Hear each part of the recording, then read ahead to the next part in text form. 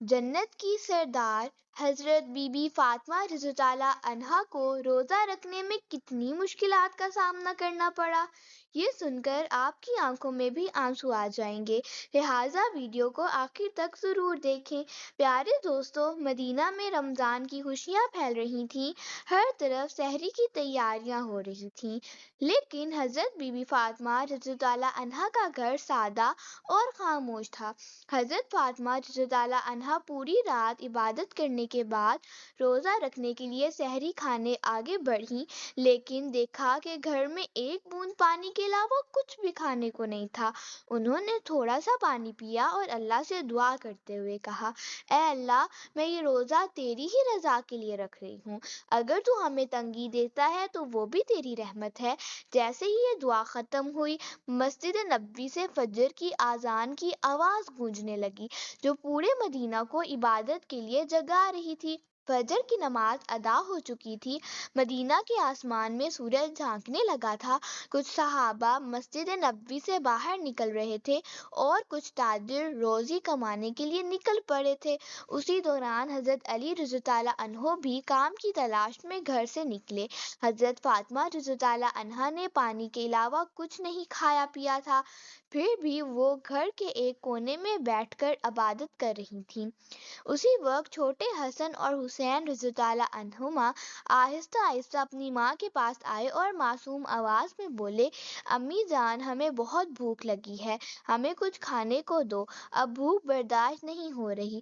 یہ سن کر حضرت فاطمہ رضی اللہ عنہا کی آنکھوں میں آنسو آ گئے، دل تڑپ اٹھا، لیکن وہ کچھ نہ کہہ سکیں۔ پھر بھی بچوں کے سامنے مسکرا کر بولی، بیٹا، یہ دنیا ایک امتحان ہے، تھوڑا صبر کرو، انشاءاللہ تمہارے ابا جان کچھ کھانا لے آئیں گے۔ یہ سن کر حسن اور حسین رضی اللہ عنہ خوش ہو کر چلے گئے، لیکن بے چینی سے افطار کا انتظار کرنے لگے۔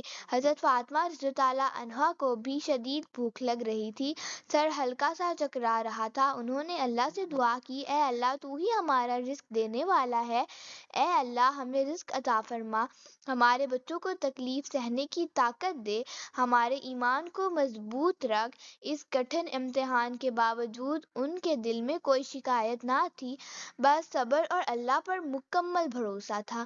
ادھر حضرت علی رضی اللہ عنہ کو بھی ابھی تک کوئی کام نہیں ملا تھا۔ سورج آسمان کے بیچوں بیچ پہنچ چکا تھا، چلچلاتی دھوپ میں مدینہ کی زمین کو جلا رہی تھی، لیکن جب انہیں گھر کی یاد آئی تو آنکھوں میں آنسو آ گئے۔ آخر کار حضرت علی رضی اللہ عنہ ایک صحابی کے گھر گئے اور کہا، بھائی، ہمارے گھر میں کھانے کو کچھ نہیں، کیا آپ مجھے کوئی کام دے سکتے ہیں؟ اس صحابی نے کہا، یا علی، اللہ کی قسم، اگر میرے پاس کچھ ہوتا تو ضرور دیتا، لیکن میرے گھر میں بھی کئی دنوں سے چولہا نہیں جلا، میں بھی بھوکا ہوں۔ یہ سن کر حضرت علی رضی اللہ عنہ اداس ہو گئے، پھر کہا، اللہ ضرور کوئی راستہ بنائے گا۔ پھر ان کے دل میں خیال آیا کہ شہر کے کنارے ایک امیر تاجر رہتا ہے، شاید وہاں کوئی کام مل جائے۔ ادھر حضرت فاطمہ رضی اللہ عنہا دروازے پر کھڑی حضرت علی کے واپس آنے کا انتظار کر رہی تھیں، ان کی آنکھیں آنسوؤں سے بھری ہوئی تھیں۔ اسی وقت حسن اور حسین رضی اللہ عنہ کو بھوک سے تڑپ کر ماں کے پاس آئے، امی جان، ابا جان کب آئیں گے؟ حضرت فاطمہ رضی اللہ عنہا نے دل کو سنبھال کر کہا، بیٹا، تھوڑا صبر کرو، یقیناً اللہ ہماری مدد کرے گا۔ ادھر حضرت علی رضی اللہ عنہ امیر تاجر کے گھر پہنچے اور کام مانگا۔ تاجر نے کہا، میرے کھجور کے باغ میں کام ہے، لیکن میں پیسے نہیں دے سکتا، صرف کھجور دے سکتا ہوں۔ حضرت علی رضی اللہ عنہ نے گھر کی حالت یاد کر کے فوراً حامی بھر لی۔ انہوں نے کئی گھنٹے سخت محنت کی اور کام مکمل کر دیا۔ تاجر نے انہیں چند کھجوریں دے دی، وہ بہت خوش ہوئے اور اللہ کا شکر ادا کیا، اے اللہ، تو ہی ہمارا رزق دینے والا ہے، اگر تو ہمیں آزماتا ہے تو ہم صبر کریں گے، لیکن ہمارے ایمان کو مضبوط رکھ۔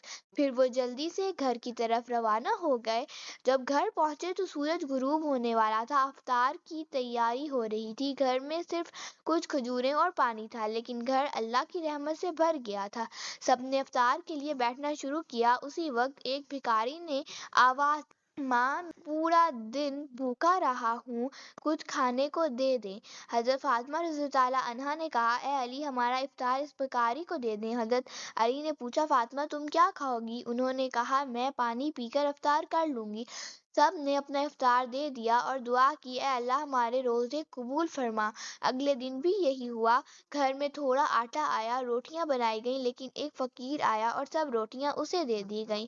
حضرت فاطمہ رضی اللہ تعالیٰ عنہا نے کہا اگر مجھے بھوک لگتی ہے تو وہ بھی بھوکا ہے، ہم دنیا کے لیے نہیں بنے بلکہ آخرت کے لیے بنے ہیں۔ اسی وقت اللہ نے حضرت جبرائیل علیہ السلام کو حکم دیا جاؤ میرے محبوب کی بیٹی فاطمہ کے لیے جنت کا رزق لے جاؤ۔ حضرت جبرائیل علیہ السلام انسانی صورت میں کھانا لے کر آئے۔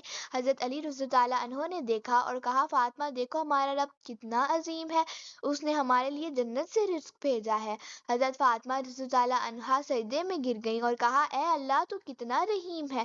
پورے مدینہ میں یہ خبر پھیل گئی، لوگوں کا ایمان مضبوط ہو گیا، لیکن منافقوں نے شک پھیلنا شروع کر دیا۔ نبی کریم صلی اللہ علیہ وآلہ وسلم نے فرمایا کیا تم یقین نہیں رکھتے کہ اللہ اپنے نیک بندوں کے لیے معجزے کر سکتا ہے؟ میری بیٹی فاطمہ جنت کی عورتوں کی سردار ہے۔ پھر قرآن کی آیت تلاوت فرمائی جو تقوی اختیار کرتا ہے اللہ اسے ایسی جگہ سے رزق عطا فرماتا ہے جہاں سے اسے گمان بھی نہیں ہوتا۔ حضرت فاطمہ رضی اللہ عنہا نے اللہ سے دعا کی یا اللہ مجھے دنیا نہیں چاہیے، بس ہمیں جنت میں ایک ساتھ رکھ۔